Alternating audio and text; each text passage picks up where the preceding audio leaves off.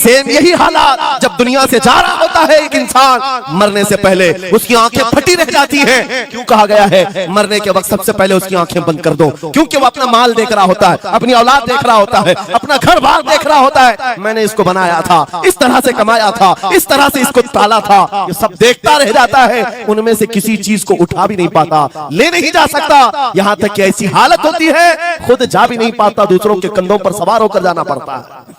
कौन सी निशानी वाले सग नहीं मारे जाते? जिस कुत्ते के गले में पट्टा होता है उसको नहीं पकड़ा जाता।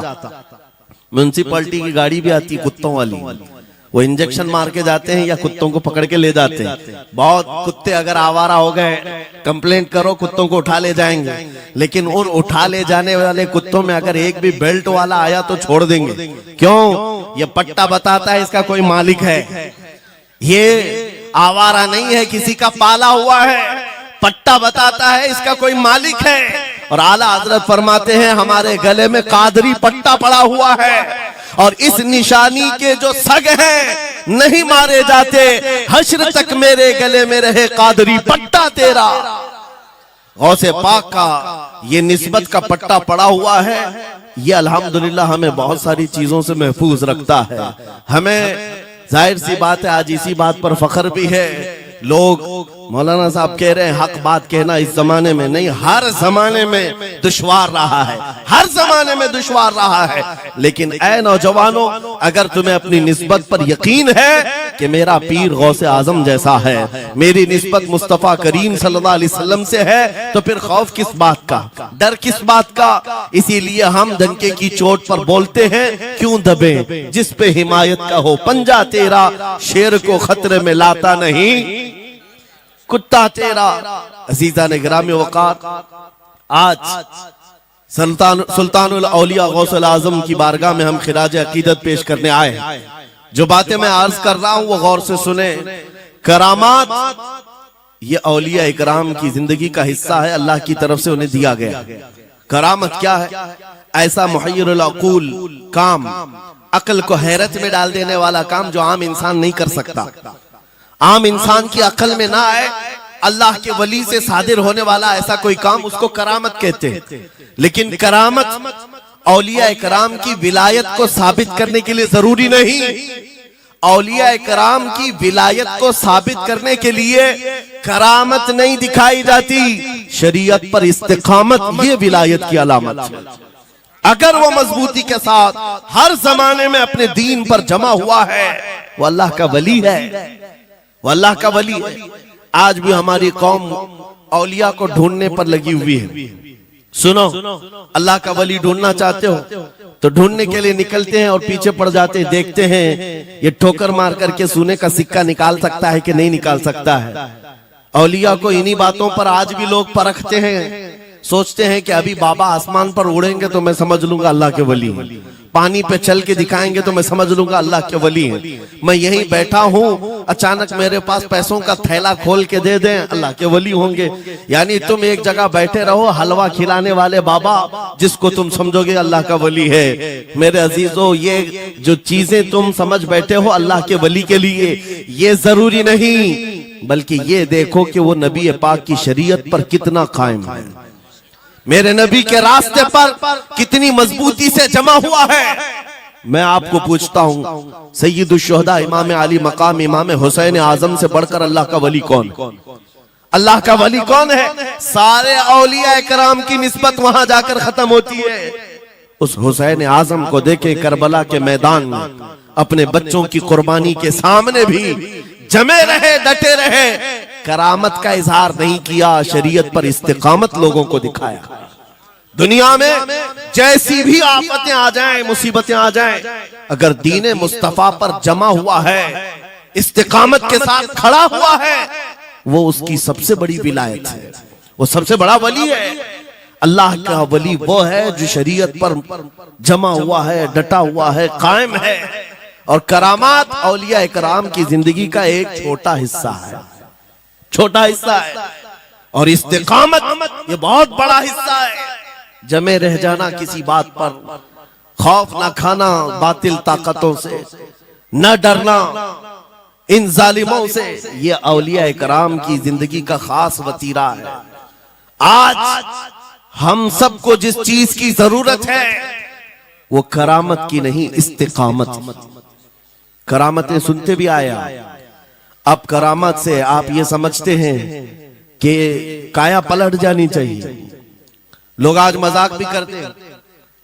कुछ वो मॉडर्न ख्याल के डॉक्टरों और प्रोफेसरों के लेक्चर सुन करके पागल जो हो चुके सोशल मीडिया पर, वो भौंकते हैं करामात औलिया पर। क्या अब करामात क्यों नहीं दिखाते अल्लाह के औलिया? ये जो हालात बदले हुए हैं, इन हालात में इनकी करामतों से जमीन क्यों नहीं पलट जाती? जालिमों के मुंह में कीड़े क्यों नहीं पड़ जाते?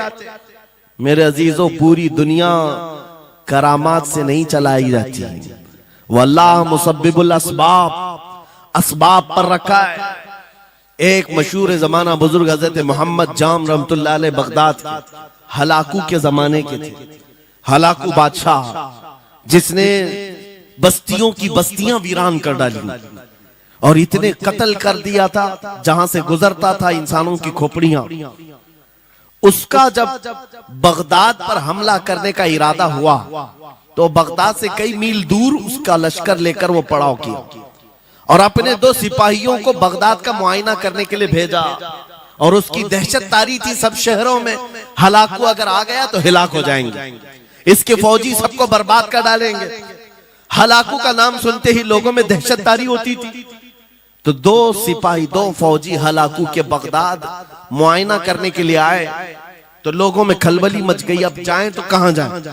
तो हजरत मोहम्मद जाम रहमतुल्लाह अलैह एक बुजुर्ग थे, उनके पास लोग दौड़ते हुए आए और वो वजू फरमा रहे थे। उनके हाथ में पानी का कटोरा था और आकर के लोग रोने लगे, हुजूर हलाकू आ गया, बगदाद तबाह कर डालेगा, बगदाद को बर्बाद कर देगा, आप बचा ले, अल्लाह के वली हैं, आप दुआ करें। उन्होंने अपनी कटोरी पलट दी और कहा जाओ, अल्लाह हिफाजत करेगा। रिवायत में मिलता है कि वो 2 सिपाही ढूंढते ढूंढते रह गए, उनको बगदाद नजर ही नहीं आया। कोई बगदाद का न घर दिखा, न महल, न रास्ता, कुछ नहीं। वापस वो अपने बादशाह के पास जाकर कहते हैं हम तो बहुत ढूंढ करके आए, बगदाद मिला ही नहीं। हलाकू ने उन दोनों सिपाहियों को कत्ल कर दिया। कहा कि तुम झूठ बोलते हो, मुझे बगदाद की रोशनी यहां से दिखती है और तुम्हें कैसे नजर नहीं आया? या तो तुम निकम्मे हो या तो फिर मेरे साथ धोखा कर रहे हो। कत्ल कर दिया। दूसरे दिन अपने खास 2 वजीरों को भेजा कि जाओ बगदाद का मुआयना करके आओ, गलियां, वहां की सड़कें और वहां की महल्लात, वहां की इमारतें देख आओ। ये 2 वजीर गए और ढूंढते रहे। जैसे ही वो बगदाद में इंटर हुए, आज फिर लोग हलाकू के इन वजीरों को देखकर दौड़े दौड़े भागते हुए इस अल्लाह के वली के पास आया, हज़रत मोहम्मद जाम। आज फिर रोने लगे, कहा हमारी बीवियां बेवा हो जाएंगी, हमारे बच्चे यतीम हो जाएंगे, सब मारे जाएंगे, आप बचा लें। आज फिर से उन्होंने कटोरी पलट दी, कहा जाओ अल्लाह हिफाजत फरमाएगा। अल्लाह वालों का ये तसर्रुफ है, ये करामात है। वो चाहे तो पूरे लोगों को पोशीदा कर दे जालिमों की नजर से। दूसरे दिन वो वजीर भी ढूंढते रह गए, उनको भी बगदाद नजर नहीं आया। वापस गए, बादशाह के वो बड़े मोतमद लोग थे, कहा कि हम भी गए लेकिन हमको बगदाद नजर नहीं आया। हलाकू को बड़ा ताज्जुब हुआ, ऐसा कैसे हो सकता है? लोकेशन बिल्कुल सही है, हम सामने चंद मील के फासले पर है और इनको बगदाद नजर क्यों नहीं आता? तीसरे दिन उसने कहा कि अब किसी मुआयने की जरूरत नहीं, कोई जायजा लेने की जरूरत नहीं, हम डायरेक्ट जाते, फौज को तैयार करो। पूरी फौज को लेकर के जब तैयार होकर वो बगदाद के सरहद पर आकर खड़ा हो गया, उसके जंग का बिगल बजा और तबाही के आवाजें आने लगी, तो आज लोग फिर दौड़ते हुए हजरत मोहम्मद जाम के पास आए और उनसे रो रो कर गिड़गिड़ाने लगे, कहा आज तो आफत आ गई, बड़ी बला आ गई। तवज्जो से सुनना मेरे अजीजों, आज आप अगर ना बचाएं तो सब तबाह हो जाएंगे, बर्बाद हो जाएंगे। आज आप अपनी कटोरी उठा रहे थे, उन्हें गैब से निदा आई, ए मेरे महबूब बंदे, कब तक तुम अपनी कटोरी उठाकर इनको बचाते रहोगे? इनको मोहलत दी गई थी अपने अमाल दुरुस्त करने की, ना इन्होंने तौबा किया, ना अपने अमाल दुरुस्त किए, इनको इनके हाल पर छोड़ दो। अल्लाह के वलियों को हुक्म होता है अल्लाह का, अब इन्हें न बचाया जाए तो जाहिर सी बात है वो हुक्म इलाही के पाबंद है। उन्होंने वो कटोरी छोड़ दी। फिर हलाकू दाखिल हुआ बगदाद में और ऐसी तबाही मचाई थी कि पूरे बगदाद की सड़कों में सिर्फ खून ही खून था। तबाह व बर्बाद कर दिया, ईंट से ईंट बजा डाली। इस वाक़े को मैंने पढ़ा, उसके बाद ये महसूस हुआ अल्लाह के औलिया कराम मदद जरूर करते हैं, लेकिन एक वक्त तक, जब वो वक्त आ जाए अल्लाह की तरफ से मना हो जाए कि ये कौम बड़ी सरकश है, अब इनकी मदद ना की जाए, तो फिर ये हाथ उठा लिया करते हैं और इनको हालात पर छोड़ दिया जाता है। अजीज़ान गिरामी वक़ार, औलिया कामिलीन की करामतों पर भौंकने वालों से भी मैं यही कहूंगा, वो चाहे तो पल भर में हालात हमारे बदल दें, चाहे तो जमीन को उलट पलट दें, लेकिन वो अल्लाह के हुक्म के पाबंद होते हैं। और लोगों के लिए ये बात है, नसीहत है कि जब ऐसे हालात आ जाएं, आप इधर उधर भागने की बजाय पहले अपने दिल की तरफ देखें, कहीं मेरे गुनाहों से दिल के धब्बे बढ़ तो नहीं गए, मेरा दिल सियाह तो नहीं हो गया। सच बताओ मेरे अजीजों, इतने सख्त हालात के बाद कितने लोगों को ऐसी तौफीक हुई कि रात का अंधेरा छा गया हो और तौबा करने का जज्बा बढ़ गया हो, रात के वक्त बैठ करके रोने लग गया हो।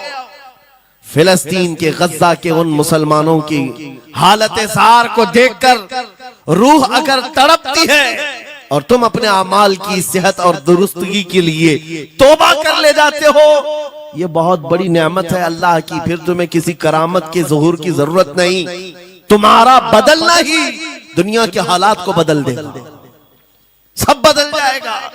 लेकिन अगर उन्हीं हालात पर बाकी रहे तो फिर करामत से भी तुम नहीं बदलोगे और ना हालात बदलेंगे, कोई चीज नहीं बदलेगी। इन्नल्लाह ला युगय्यिरु मा बिकौमिन हत्ता युगय्यिरु मा बिअनफुसिहिम। कुरान में मेरा मौला फरमाता है, बेशक अल्लाह ताला उस वक्त तक किसी कौम की हालत नहीं बदलता जब तक उस कौम को खुद अपनी हालत बदलने का ख्याल ना हो। हम अपनी जानिब से शुरुआत करें और फिर हालात खुद बदल जाएंगे, हालात खुद बदल जाएंगे। सरकार सैयदना गौस आजम अब्दुल कादिर जीलानी रदी अल्लाह तआला अन्हु जिस हाल में बगदाद तशरीफ लाए थे, उस जमाने को याद करें, उस जमाने को याद करें। वो ऐसा जमाना था कि उस वक्त हक बोलना एक जुर्म हो गया था। शिया नवाज खलीफा मौजूद थे, हजरत अबू बकर, हजरत उमर का नाम लेने पर भी मस्जिद के दरवाजे पर कोड़े मारे जाते थे। ये वो हालात थे, उलमा की जुबानें गंग थी, बोल नहीं पाते थे, खुतबा क्या देना है वो बिल्कुल स्क्रिप्टेड, जो खलीफा वक्त चाहे बस उतना ही। आज जैसे सऊदियों के यहाँ ये रिवाज है, बादशाह की हिमायत में और बादशाह जैसा चाहे वैसी मस्जिद का मौलवी भी बोलता रहे। शरीयत क्या कह रही है, मेरे मुस्तफा करीम सल्लल्लाहु ताला अलैहि वसल्लम की तालीमात क्या कह रही है, इससे क्या सरोकार, बस उतनी बातें करो जितनी उनके बादशाह की हिमायत की। ये दौर गौसे आजम के जमाने का भी था। उस वक्त हक बोलना एक बहुत बड़ा जुर्म था, उलमा को कोड़े मारे जाते थे। आपको पता है उसी बगदाद में सिर्फ एक हक बात का ऐलान करने की वजह से इमाम अहमद बिन हंबल को 300 कोड़े मारे गए थे। उनकी पीठ झुक गई थी, उनकी रीढ़ की हड्डी टेढ़ी हो गई थी। कोड़ा किसको कहते हैं, कोई रस्सी को नहीं, चमड़े का वो बेल्ट जिससे वो मारते थे तो जिस्म की चमड़ी लग करके आ जाती थी। 100 कोड़े में तो आदमी मर जाता था, कोई बच गया बच गया। 300 कोड़े खाए उस इमाम की बात कर रहा हूं जिसको मेरे नबी की 5 लाख हदीसें याद थी। वो इमाम अहमद बिन हंबल इतने बड़े इमामुल हदीस कोड़े खाते थे तो किस बात पर, सिर्फ हक बात का ऐलान बरसरे पैकार करते थे, सबके सामने करते थे। उन्होंने कोई बादशाह की रू रियायत नहीं की, उन्होंने ये नहीं देखा कि ये क्या चाहते हैं, बल्कि हमेशा ये देखा कि मेरे नबी की शरीयत क्या चाहती है। मेरे अजीजों, यही बड़ी करामत है। गौसे आजम की बड़ी करामतों में से करामत ये है, उस जमाने में आप बगदाद तशरीफ लाए जब हालात ऐसे थे कि हक बोलना दुश्वार था, और आप जब मस्जिद के मिंबर पर खड़े होकर ऐलान करने लग गए, हैबत ऐसी तारी थी कि कोई आपको रोक ना सका, और आपकी ये हक्कानियत की तबलीग फैलती गई। शुरू में 10 लोग, फिर 20 लोग, फिर 100-200, फिर 1000-2000। गौसे आजम ने चंद महीनों में जो खुतबात दिए, आपके खुतबात का आलम यह था कि फिर 70,000 का मजमा बराबर सुनने के लिए आया करता। और गौसे आजम का ये खुतबा एक नहीं, हजारों खुतबात हैं। जब जब आप खुतबा देते थे, एक बात याद रखें, जुबान अगर पाक हो और अल्लाह की नबी पाक की शरीयत ताहिरा बोलती हो, उस जुबान में बला का असर होता है, अल्लाह करीम की तरफ से असर डाला जाता है। हक बात अगर बुलंद आवाज से कहो, ये मत देखो कि मैं कौन हूं, ये देखो कि कलाम किसका है। अल्लाह करीम लोगों के दिलों पर बात डालता है।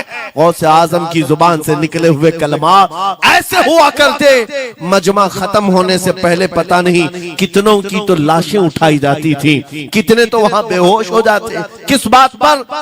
इतना असर करता दिल पर कि लोग कपड़े फाड़ लेते थे। खुतबे के अंदर, बयान के अंदर ऐसा असर होता कि लोग बैठे बैठे मदहोश हो जाते, कोई जोश हाल में कपड़े फाड़ डालते। रिवायात में बताया गया कोई एक मजमा भी ऐसा नहीं जिसमें हुजूर गौसे पाक की तकरीर के बाद जनाजा ना उठाया गया। हर खिताबत के बाद, और बोलते क्या थे, हैरत की बात है मेरे अजीजों। आज बाज लोग ये कहते हैं हम भी बहुत सारी चीजें बयान कर रहे हैं, मैं अपने लिए भी नसीहत और सारे उलमा के लिए भी कहता हूं। लोगों के पल्ले नहीं पड़ती, लोगों के कानों में नहीं जाती। ये जुमा में आते हैं, सोते रहते हैं, जब इमाम खड़ा होता है नमाज के लिए तो ये झटका लेकर के खड़े होते हैं, बयान यूं ही चला जाता है। मेरे अजीजों, 2 चीजों की पाबंदी जरूरी है। मैंने पढ़ा था इमाम अहमद बिन हंबल ने हजरत सुफियान सौरी रदी अल्लाह ताला, हजरत सुफियान सौरी नसीहत कर रहे थे, और जब वो नसीहत करते तो लोग रो पड़ते थे, आखिरत को याद करते, कब्र की होलनाकियों का तज़किरा करते तो लोग रोने लगते थे। एक बंदा था, वो मजलिस में आया करता और खामोश बैठता, और उस पर कुछ भी असर नहीं। एक दिन उसने पकड़ करके पूछा हजरत सुफियान से, आप जब बयान करते तो लोग धाड़े मार मार कर रोते हैं, मुझे तो कुछ नहीं होता, मैं तो ऐसे ही बैठा रहता हूं। आपने क्या फरमाया? आपने ये नहीं फरमाया कि तू बदतमीज है, तू बदमाश है, तू बदअमल है। फरमाया 2 में से एक खराबी हो सकती है, या मेरा दिल खराब होगा या तेरा दिल खराब होगा, इसलिए कि मैं बात रसूलुल्लाह की कर रहा हूं, इसमें असर तो होगा ही। 2 में से कोई एक खराब होगा, ये नहीं फरमाया कि तू ही खराब। यहां पर हमारे लिए नसीहत है, बोलने वाली जुबान पाक हो और लुकमा हलाल का जाता हो, अल्लाह असर जरूर पैदा फरमाता है। सरकार गौसे पाक रदी अल्लाह ताला अन्हु मिंबर पर खड़े होकर बयान कर रहे हैं। क्या बयान कर रहे हैं? सुने। एक दिन आप हजरत अब्दुल जब्बार को बैठाए, अपने बेटे को, वो बयान करते रहे, उसके बाद उतर कर क्या कहा, अब्बा जान आप जो बयान करते हैं उसमें जो रिक्कत तारी होती है वो मेरे बयान में नहीं होती, आप बयान करें। गौसे पाक मिंबर पर खड़े हो गए, और सुनो 70,000 का मजमा है। गौसे पाक की तकरीर क्या है? डायरेक्ट शुरू फरमाते गौसे पाक, ऐ लोगों, मेरे घर में आज एक बड़ा हादसा हो गया। अपने घर का वाकया बयान कर रहे, मेरे घर में आज एक अजीब हादसा हो गया। अब्दुल जब्बार की माँ यानी अपनी बीवी के बारे में कह रहे हैं, उनके बेटे हजरत अब्दुल जब्बार कहते हैं, अब्दुल जब्बार की माँ मेरे लिए दही मट्टी की हांडी में जमा कर रखी हुई थी, एक छीके से लटकाई हुई। गर्मियों के दिन थे, आज मेरी भी ख्वाहिश थी दही खाने की। मैं घर पहुंचा दोपहर के वक्त, दही की हांडी मेरी बीवी ने उठा करके दस्तरखान पर रखा था। मेरे पहुंचने से पहले ही एक बिल्ला आया घर में और पांव से झपटा मारा, वो दही का मटका गिर गया, टूट गया और दही पूरा जमीन पर बह गया। न माँ खा सका न मेरी बीवी खा सकी। इतना बयान करना था कि लोग ठाड़े मारकर रोने लग गए, कपड़े फाड़ने लग गए। लोगों के अंदर जोश हाल से कैफियत बदल गई। मेरे अजीजों, कोई अपने घर का वाकया बयान कर रहा हो कि दही की हांडी फट गई, दही बह गया, इसमें कौन सी ऐसी बात है रोने की? ये हमारे और तुम्हारे लिए हो सकता है। गौसे आजम का मजमा भी अहले दिल का हुआ करता था, वो बसीरत वाले लोग बैठते थे। गौसे पाक क्या बयान कर रहे थे? गौसे पाक के बयान का मतलब ये नहीं है कि अब्दुल उनकी बीवी दही की हांडी जमाई थी और उनके लिए खाने का इंतजार कर रही थी। गौसे आजम अपने वाकये से दुनिया की हालत बता रहे थे। ऐ लोगों, जिस तरह मेरे घर में आज मेरे खाने से पहले दही का मटका टूट गया और दही बह गया, सबकी हालतें तकरीबन ऐसी होती हैं। इंसान अपने लिए इतना कमाता है, माल जमा करता रहता है और जब उसके खाने का वक्त आता है, मलकुल मौत पंजा मारकर रूह निकाल लेता है और सारा माल उसका धरा का धरा रह जाता है, ना वो चख पाता है ना खा पाता है। गौसे पाक रज़ी अल्लाह ताला अन्हु ये दुनिया की हालात बता रहे थे। और मेरे अजीजों, आज भी वही हालात हैं हमारे, आज भी वही हालात हैं। हमने कमाने के लिए अपनी सेहत गंवा दी, रात नहीं देखा, दिन नहीं देखा, दौड़ते रहे माल हासिल करने के लिए। इतना जमा कर लूं, इतना जमा कर लूं, इतना जमा कर लिया, जब तक तो सेहत बिगड़ गई, शुगर भी आ गई, बीपी भी आ गई और ऐसी बीमारियां लग गई कि अब इनको ठीक करने के लिए जितना जमा किया था खर्चा करते रहो। शेख सादी रहमतुल्लाह अलैह फरमाते हैं, ये दो कामों में तो इंसान की पूरी जिंदगी खत्म होती है। पहले कमाने के लिए सेहत गंवाता है और फिर सेहत बचाने के लिए माल गंवाता है। ये दो चीजों में गौसे पाक रज़ी अल्लाह ताला अन्हु की नसीहत यही थी कि इतना जमा कर ले जाते हो, इतना जमा करते हो कि फिर जब खाने का वक्त आता है तो मियाँ ऐसे हालात होते हैं कि नमक भी नहीं खा पाते, शक्कर भी नहीं खा पाते। दूसरी बातें तो छोड़ो, शुगर वाले शक्कर नहीं चख पाते, बीपी वाले नमक नहीं चख पाते। अरे ये बड़ी छोटी चीजें हैं और माल देखो तो करोड़ों का है, अरबों का है, अरबों का माल पड़ा हुआ है, नमक नहीं चख पाते, शक्कर नहीं खा पाते। किसके लिए जमा किया था? और थोड़ी और बड़ी बीमारी हो गई तो पानी भी नहीं पी पाते, डायलिसिस चल रहा है, किडनी खराब है। कितने ऐसे लोग मिलते हैं आज, कितने ऐसे हैं जिन्होंने साफ मुझसे कहा कि डॉक्टर ने पूरा गिन करके कहा है कि पूरे दिन भर में जो है एक ढक्कन से पानी पीना, बोतल का जो ढक्कन होता है उस ढक्कन से बस बूंद बूंद चखते रहना, पानी ही ना पियो, इसलिए कि किडनी काम नहीं करती। ये दुनिया है मेरे अजीजों। हमने अपनी सेहत गंवा दी, पूरी की पूरी सेहत गंवा दी इसको हासिल करने के लिए। इसी को मेरे इमाम अहले सुन्नत फाजिल बरेलवी ने कहा था, शहद दिखाए जहर पिलाए, कातिल डायन शोहर कुछ, इस मुर्दार पे क्या ललचाए, दुनिया देखी भाली। लेकिन समझ में किसी को नहीं आता, उस वक्त समझ में आने लगता है जब जाने का वक्त होता है।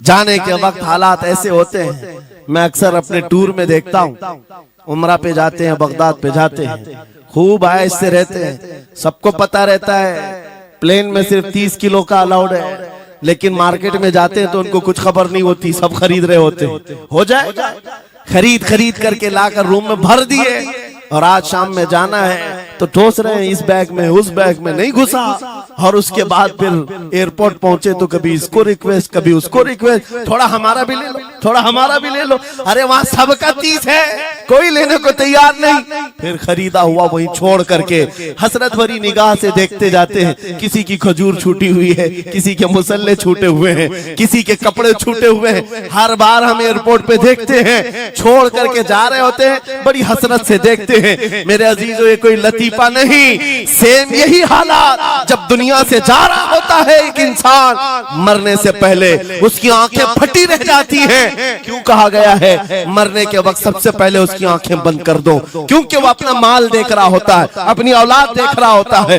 अपना घर बार देख रहा होता है। मैंने इसको बनाया था, इस तरह से कमाया था, इस तरह से इसको पाला था, ये सब देखता रह जाता है। उनमें से किसी चीज को उठा भी नहीं पाता, ले नहीं जा सकता। यहाँ तक कि ऐसी हालत होती है खुद जा भी नहीं पाता, दूसरों के कंधों पर सवार होकर जाना पड़ता है।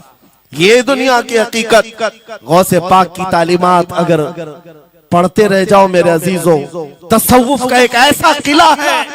गौसे पाक की तालीमात काफी है तुम्हें तौबा करने के लिए, दुनिया में दिल लगाने के लिए और उससे दिल हटाने के लिए। गौसे पाक की तालीमात काफी है। आपने फरमाया था दुनिया में ऐसे रहो जैसे कश्ती समंदर में चलती है। कश्ती समंदर में चलती है यानी पूरे भरे हुए मौजों के पानी पर कश्ती चल रही है, लेकिन उसका कुछ बिगड़ता नहीं है। हाँ, अगर पानी कश्ती के अंदर आ गया तो फिर कश्ती के लिए खतरा है, डूब जाएगी। तुम दुनिया में ऐसी रहो कि तुम्हारे अंदर दुनिया ना आए। तुम दुनिया में हो, तुम्हारे अंदर दुनिया ना आ जाए। अगर तुम्हारे अंदर दुनिया घुस गई तो डूब जाओगे, फिर यहां से निकल नहीं पाते। मौलाना रोम इसी की मिलती जुलती बात कहते हैं मसनवी शरीफ में। जलालुद्दीन रूमी फरमाते हैं एक चूंटी को देखा, शहद का एक कतरा जमीन पर गिरा हुआ है। शहद का कतरा चिपकने वाला होता है, यानी उसके अंदर गम होता है। चूंटी करीब से आई, एक चुस्की ली, शहद को चखा और जाने लगी। फिर आई, पेट कहां भरता है चूंटी का मीठे से। अरे शहद तो पानी में भी रखो ऊपर से आके गिरती है, और शहद खाना है उसको। और दूसरी तरफ से आई, फिर गई, पेट नहीं भरा, चारों तरफ से उस कतरे को चाट चाट के गई। मौलाना रोम फरमाते हैं फिर चूंटी के दिल में ख्याल आया, मैंने हर तरफ से तो शहद को चक्कर देखा, टेस्ट एक ही है, बीच कतरे में कैसा टेस्ट होगा? कतरे के बीचों बीच शायद अलग टेस्ट होता है। तो चूंटी ये सोच करके कतरे के ऊपर चढ़ गई, जो शहद का कतरा था उसके ऊपर चढ़ गई। कहा ऊपर चढ़ करके मैं चुस्की लूंगी इसकी और चखूंगी।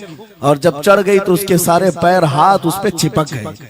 चूप्स तो लिया, शहद खा तो लिया, लेकिन वापस आने का कोई रास्ता ही नहीं था। सारे हाथ पैर उस शहद के गम में चिपक गए। चूंटी की उसी कतरे में मौत हो गई। मौलाना जलालुद्दीन रूमी फरमाते हैं इंसान यही करता है, माल कभी इधर से कमाता है, कभी उधर से कमाता है, हर जगह से देखता है, सारे टेस्ट ले लेता है, बाद में बड़े बड़े लोगों को देखता है, अरे नेताजी तो बड़े बंगले में, वहां कैसा ऐश होता होगा, कोई उस रिजॉर्ट में है, वहां कैसी मस्तियां होती होंगी, वहां भी जाकर देख लूं। ये वहां भी यहाँ भी करते करते घुस जाता है और दुनिया में ऐसा मसरूफ होता है, उसकी मौत आ जाती है, तौबा की मोहलत नहीं मिल पाती, उसी दुनिया में फंस जाता है। मेरे अजीजों, गौसे आजम की तालीमात ये हैं, दुनिया में ऐसे रहो जैसे कश्ती समंदर में रहती है, तुम्हारे अंदर पानी ना आने पाए। अगर तुम्हारे अंदर आ गया तो डूब जाओगे। इन तालीमात पर अमल करते हुए आज हम हालात देख सकते हैं। जितनी चीजों ने हमें बिगाड़ा है आज, वो दुनिया की मोहब्बत है, वो दुनिया की मोहब्बत है। मेरे आका सल्लल्लाहु अलैहि वसल्लम का एक फरमान मैं सुनाता हूँ, अबू दाऊद शरीफ की हदीस है। वो आज के जमाने में अगर मैं आपके सामने बयान करूं तो ऐसा लगे हमारे लिए ही बयान हुआ है। रसूल करीम सल्लल्लाहु अलैहि वसल्लम फरमाते हैं यूशकु अन तदाअ अलैकुमुल उमम कमा तदाअल अकिलतु इला कुसअतिहा। करीब एक जमाना तुम पर आएगा, तुम देखोगे कि सारी जमातें मेरी उम्मत पर टूट पड़ेंगी, ऐसे टूट पड़ेंगी जैसे भूखा बर्तन पे झपटता है। भूखा आदमी जैसे बर्तन पे झपटता है, ऐसे मेरी उम्मत पर सारी कौमें झपट पड़ेंगी। आज वही तो हालात है। आज वही हालात है, सबका टारगेट हम ही है, सबका निशान हम है। सहाबा ने पूछा उस वक्त, यौमइदिन नहनु मिन किल्लतिन या रसूल अल्लाह, ऐ अल्लाह के रसूल उस जमाने में हमारी तादाद कम होगी, ऐसा क्यों होगा कि सारे लोग हम पर झपट पड़ेंगे? नबी पाक फरमाते हैं, वलाकिन्नकुम कसीरून, नहीं तुम तो बहुत ज्यादा होंगे उस वक्त, गुसाअन का गुसा इस्सैल, लेकिन तुम्हारी हालत समंदर के झाग की तरह होगी। यानी समंदर का कफ झाग जो होता है हवाओं से उड़ जाता है, तुम्हारी हालत ऐसी होगी। तादाद तो बहुत होगी, लेकिन छोटी छोटी चीजों से बिलबिला करके भागने वाले लोग, ये प्यूरिटी नहीं रह जाएगी। फिर सहाबा ने पूछा, या रसूल अल्लाह सल्लल्लाहु अलैहि वसल्लम, ये ऐसी चीज हमारे अंदर क्यों आएगी? मेरे आका फरमाते हैं, वजह दो ही होगी, दो चीजें जब तुम्हारे दिल के अंदर आ जाए तो अल्लाह ताला तुम्हारे दिलों से, तुम्हारे दिलों के ऊपर काफिरों का, दुश्मनों का रौब डाल देगा। तुम डरते डरते जीने लग जाओगे, खौफ के आलम में जीने लग जाओगे। वो दो चीजें क्या है? मेरे आका फरमाते हैं, हुब्बुद दुनिया व कराहियतुल मौत, दुनिया से बेइंतहा मोहब्बत करने लगोगे और मौत से भागने लगोगे। मौत से तुम्हें नफरत हो जाएगी, डरने लग जाओगे।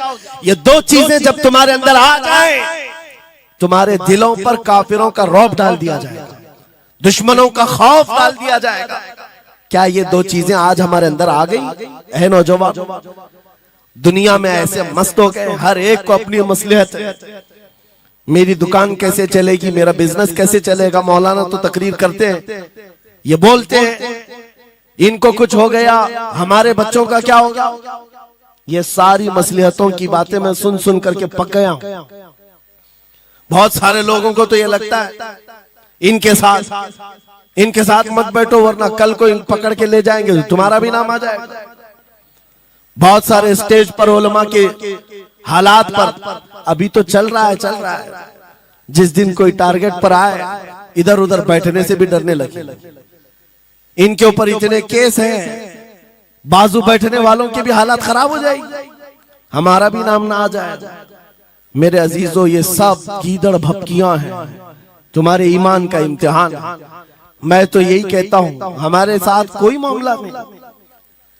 वही बात मैं कहता हूं जो अकबर इलाहाबादी ने कहा था, रकीबों ने रिपोर्ट लिखवाई है जा जा के थाने में कि अकबर नाम लेता है खुदा का इस जमाने में।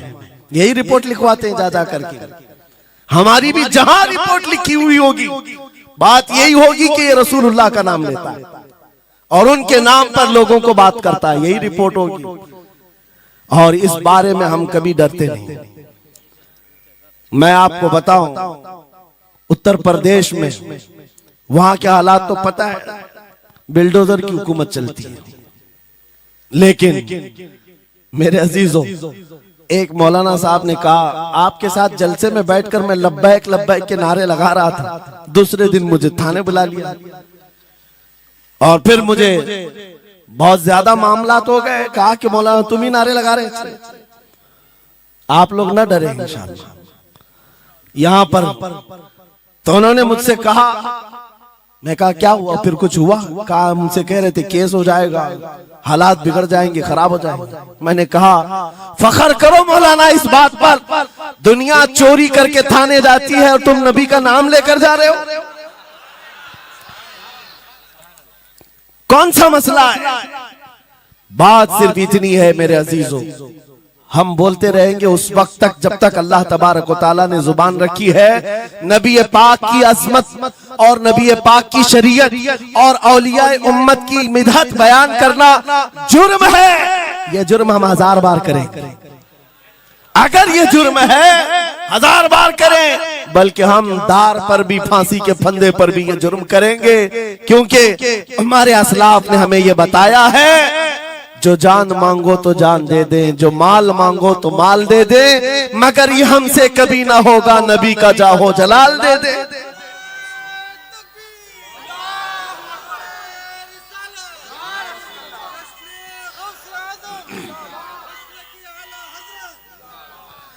खामखा बेचारे हमारे रिश्तेदारों को डरा करके रखे लोग। पुलिस वाले हजरात को कुछ लोग रिपोर्ट लिखवा कर डरा करके रखे हुए। मैं आपको बता रहा हूं, एक साल में तकरीबन 170 के करीब जलसे करके आए।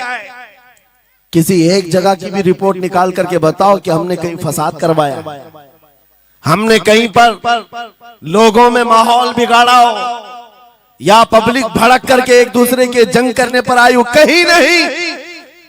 अगर कौम को, सोई हुई कौम को बेदार करना तुम्हारे नजदीक भड़काना है, तो ये भड़काना तो बहुत अच्छा है मेरे अजीजों। हमारा काम सिर्फ इतना है, हम उन नौजवानों से बात कर रहे हैं जो अपने नबी के फिदाई हैं, जो अपने नबी के आशिक हैं, और हम सिर्फ उस लौ को और बढ़ाना चाहते हैं जो इनके सीनों में जल रही है। इनके सीनों में किसी और की नहीं, मेरे मुस्तफा के मोहब्बत की शमा है। अगर वो मध्यम है, हम उसको तेज करना चाहते हैं। बस मेरे नौजवान से मेरा मुतालबा सिर्फ इतना ही है, किसी की जय विजय क्यों पुकारे, क्या गरज हमको, हमें काफी है सैयद अपना नारा या रसूल अल्लाह, हमें काफी है सैयद अपना नारा।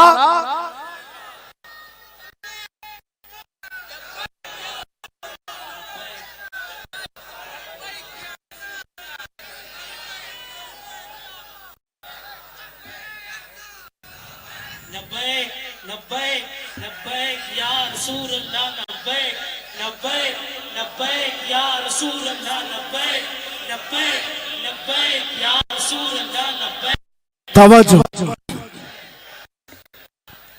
मुझे बताओ, मैं तो दूसरे वाकयात बयान कर रहा हूं।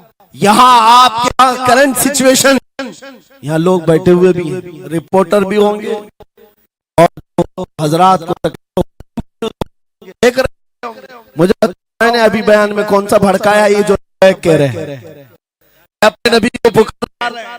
मेरे अजीजों, तुम्हारे इन नारों से असल बात ये है, दुनिया को ये लगने लगा है ये जिसके गुलाम है उसके पूरे होने लग गए, तो फिर अच्छे अच्छों की कुर्सियां हिलने लग सकती हैं।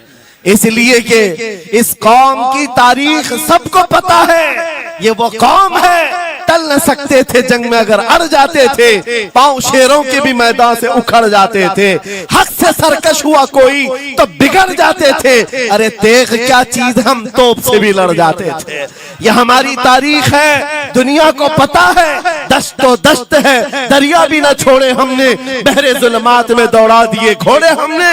इकबाल ने कहा है, थमता न था किसी से सैले रवा हमारा, कुछ बात तो है कि मिटती नहीं हस्ती हमारी। सदियों रहा है दुश्मन दौरे जमा हमारा, बातिल से डरने वाले आसमां नहीं है हम, 100 बार कर चुका है तू इम्तिहान हमारा। इसी बात को लेकर के बोर्ड के बिगाड़ करके पैदा किया जाता है। हालात खराब हो जाएंगे आपके बयान का, हालात खराब नहीं होंगे। ईमान अगर मजबूत हो जाता है तो हालात खराब कभी नहीं होते, हालात खराब नहीं होते। आज ऐ सुन्नी मुसलमानों, गौसे पाक रज़ी अल्लाह ताला अन्हु की निस्बत अगर कामिल है, ये बात सुन लो। वक्त खत्म होने को आ गया, मैं अपने वक्त पर समेट लूंगा। आप मिंबर पर खुतबा दे रहे हैं, उलमा भी तवज्जो करेंगे, क्योंकि ये भी मिंबर पर खुतबा देने के लिए खड़े होते हैं और जुमा में मस्जिद पर माइक लेकर के बयान करते हैं आधा घंटा पौना घंटा। अब तो हालात ऐसी आएंगे इनके साथ। अब तक तो ट्रस्टियों की चिट्ठियां आती थी, सदर सेक्रेटरी बोलता था मौलाना ये नहीं बोलना वो नहीं बोलना। अभी इसके बाद और आगे से भी आएंगी और चिट्ठियां आएंगी कि मौलाना अभी आपको क्या बोलना है इस जुम्मा में। ये डरे भटके हुए लोग जो उलमा की गर्दनों पर राज करते हैं, उनसे भी मैं कहता हूँ, खोल दो, आजाद कर दो उन जुबानों को जो मेरे मुस्तफा की हैं, जो नबी पाक सल्लल्लाहु अलैहि वसल्लम की हैं। इनकी जुबानों पर ताले ना लगाओ, या उलमा तुम्हारे दीन के मुहाफिज हैं, तुम्हारी नस्लों की शरीयत के मुहाफिज हैं। आज इनकी जुबानों को बंद करोगे, कल तुम्हारे बच्चे नबी का नाम लेने से घबराने लग जाएंगे, डरने लग जाएंगे। उलमा के गलों में और इनकी गर्दनों में रस्सियां न डालो। ये तो उन जालिम ट्रस्टियों से कहता हूं, बाकी उलमा से कहता हूं, अगर हालात ऐसे आ गए ठोकर मार दो इनकी नौकरियों को। एक दरवाजा अगर ये बंद करते हैं, मेरा मौला 70 दरवाजे और खोलेगा।